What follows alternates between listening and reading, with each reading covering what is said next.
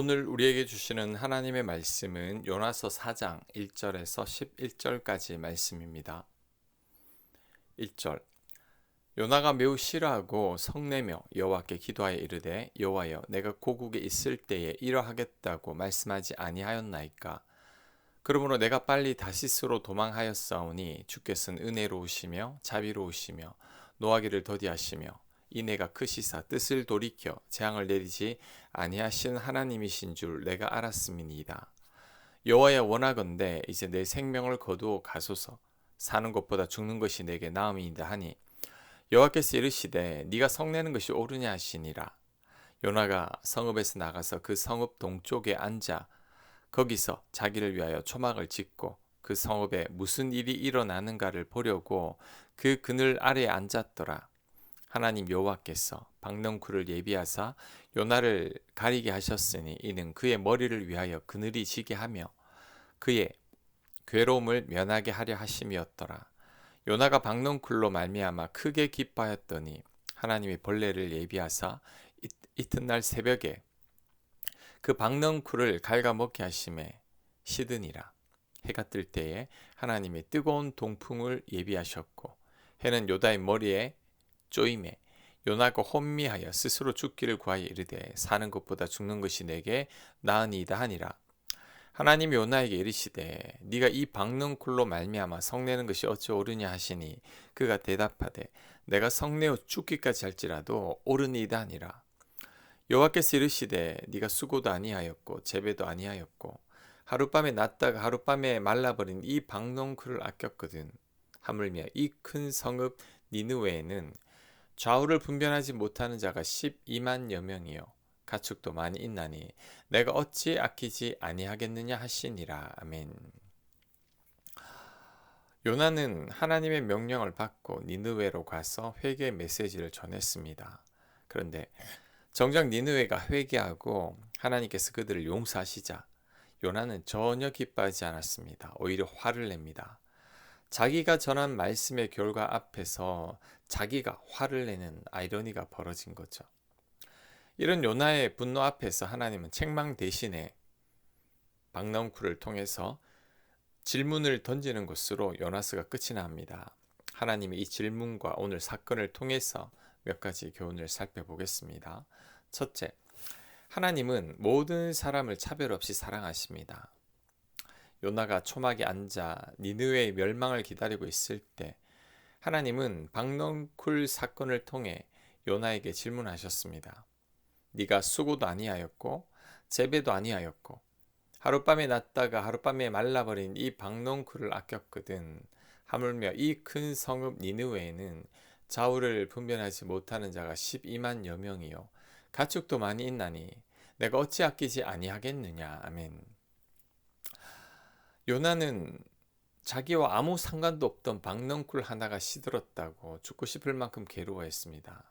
하나님은 그런 요나에게 네가 그 박넝쿨도 그렇게 아꼈는데 나는 살아있는 사람을 12만 명이나 두고 있는 니느웨를 어찌 아끼지 않겠느냐. 그곳에는 가축도 많이 있는데 내가 어찌 아끼지 않겠느냐고 말씀하셨습니다. 하나님께서 니느웨를 아끼는 것은 당연한 것이라는 말씀이었죠. 이것은 요나서에만 나오는 내용이 아닙니다. 예수님도 같은 마음을 보여주셨죠. 하나님이 세상을 이처럼 사랑하사 독생자를 주셨다라고 말씀하고 있는데 여기서 세상은 이스라엘만 들어있는 게 아니라 세상 열방이 다 포함되어 있습니다. 또한 예수님은 하나님이 그 악인과 선인에게 비를 내려주시고 의로운 자와 불의한 자에게 햇빛을 비추시느니라고 말씀하셨습니다. 하나님의 사랑과 은혜는 차별이 없다는 거죠. 악인과 선인에게 동일한 비와 햇빛을 주시는 분이 하나님이시라는 겁니다. 이것을 우리에게 적용해 보겠습니다. 우리 각자에게도 니느웨가 있습니다. 마음속으로 저 사람은 망했으면 좋겠다. 저 사람이 잘 되는 꼴은 못 보겠다고 여겼던 누군가가 있을 겁니다. 직장에서 나를 힘들게 했던 동료들, 교회 안에서 오랫동안 갈등을 겪었던 사람들, 지금까지도 나를 힘들게 하는 얄미운 사람들이죠. 하지만 하나님은 요나를 통해서 그 사람을 향한 하나님의 마음은 우리의 마음과 다르다는 것을 보여주고 계십니다. 내 마음속에 있는 니느웨와 같은 사람은 누구인지 조용히 떠올려 보시고 그 사람을 향한 하나님의 마음을 생각해 봐야 합니다.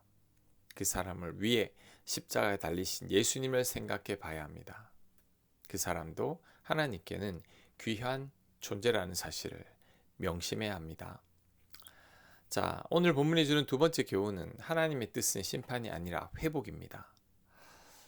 요나가 니느웨로 갔을 때 그가 기대한 것은 멸망의 소식이었죠. 그러나 니느웨가 진심으로 회개하자 하나님은 그들에게 내리려던 재앙을 거두셨습니다. 이를 볼 때 하나님은 니느웨를 멸하기 위해 요나를 보내신 게 아니라 니느웨를 살리기 위해 요나를 보내신 거죠. 심판의 경고는 회개를 이끌기 위한 하나님의 선한 손길이었습니다. 에스겔서 말씀처럼 하나님은 악인이 죽는 것을 기뻐하지 아니하십니다. 하나님은 한 영혼이라도 악에서 돌이키기를 원하시죠. 베드로후서 3장 9절입니다. 오직 주께서는 너희를 대하여 오래 참으사 아무도 멸망하지 아니하고 다 회개하기에 이르기를 원하시느니라. 아멘. 하나님께서 죄를 지적하시고 심판을 경고하신 이유는 멸망하게 하려는 것이 아닙니다. 하나님께서 오래 참으시는 이유도 결국은 회개하고 돌아서기를 원하시기 때문이죠. 우리는 하나님의 이런 마음을 배워야 합니다. 우리는 종종 다른 사람의 잘못 앞에서 정죄하고 판단하는 심판자의 자리에 서고 싶어 합니다. 하지만 하나님의 마음은 정죄가 아니라 회복입니다. 죽이기 위함이 아니라 살리기 위함입니다. 결국은 사랑이죠. 또한 이 말씀은 우리 자신에게도 적용할 수 있습니다. 하나님께서 우리의 잘못을 보여주실 때 우리는 즉각 돌이켜야 합니다. 요나처럼 하나님 말씀을 듣는 것처럼 행동하지만 마음은 전혀 바뀌지 않으면 안 됩니다. 듣는 즉시 회개하고 완전히 돌이켜야 합니다. 그것이 우리의 회복을 위한 하나님의 뜻입니다. 자, 마지막 교훈은 하나님 우리가 깨달을 때까지 참으시고 기다려 주신다는 것입니다. 요나는 3번이나 죽고 싶다고 말했습니다. 하나님께 따지듯이 대들었고 빈정대기까지 했죠. 그런데 하나님은 그런 요나를 한 번도 매섭게 몰아붙이지 않으셨습니다. 대신 요나가 깨달을 때까지 기다려 주셨고 계속해서 질문을 던지심으로 요나가 하나님의 마음을 알아차릴 때까지 인내해 주셨습니다. 로마서 2장 4절입니다. 혹 네가 하나님의 인자하심이 너를 인도하여 회개하게 하심을 알지 못하여 그의 인자하심과 용납하심과 길이 참으심이 풍성함을 멸시하느냐. 아멘. 하나님의 인자하심은 회개하도록 기다리시는 것입니다.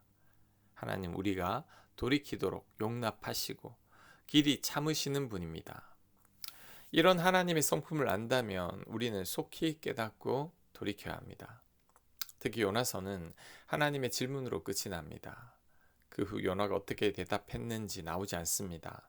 이것은 하나님께서 요나가 깨달을 때까지 하나님의 기다림은 끝없이 계속된다는 것을 상징적으로 보여주는 장면 같기도 합니다. 여운을 남기면서 끝을 내므로 우리들에게도 동일하게 기다리신다는 것을 말씀하시는 것 같습니다.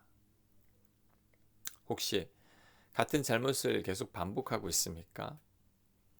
하나님의 뜻이 무엇인지 알면서도 그 말씀에 불순종하고 있습니까? 그런데도 아무런 일이 벌어지지 않고 있습니까? 그래서 아직도 죄에서 돌이키지 않고 고집 피우고 있습니까? 이젠 깨달아야 합니다. 하나님께서 나를 향해 참고 계시고 기다리고 계신다는 것을 깨달아야 합니다. 그래서 이제는 돌이켜야 합니다. 이제는 회개하고 순종의 길을 가야 합니다. 하나님의 길이 참으심과 인내를 멸시해서는 안 됩니다. 더 이상 하나님 마음을 아프게 해서는 안 됩니다. 요나서를 기록한 사람은 요나 자신입니다. 자신의 못난 모습을 부끄러움 없이 기록할 수 있었던 것은 그가 결국 하나님의 그 사랑 앞에서 무너지고 변화되었기 때문일 것입니다. 우리에게도 동일한 변화가 필요합니다. 하나님의 끝없는 사랑과 기다림이 오늘도 우리를 향해 있음을 꼭 기억하시길 간절히 축원합니다. 아멘. 하나님, 우리를 위해서 끝까지 참고 기다리고 인내하시는 그 하나님의 사랑을 외면하지 않게 하옵소서. 이제는 죄에서 돌이키게 하시고 우리를 향한 하나님의 계획은 사랑이라는 것 늘 깨닫고 감사하며 살아가는 저희들 되게 하여 주옵소서. 예수님 이름으로 기도합니다. 아멘.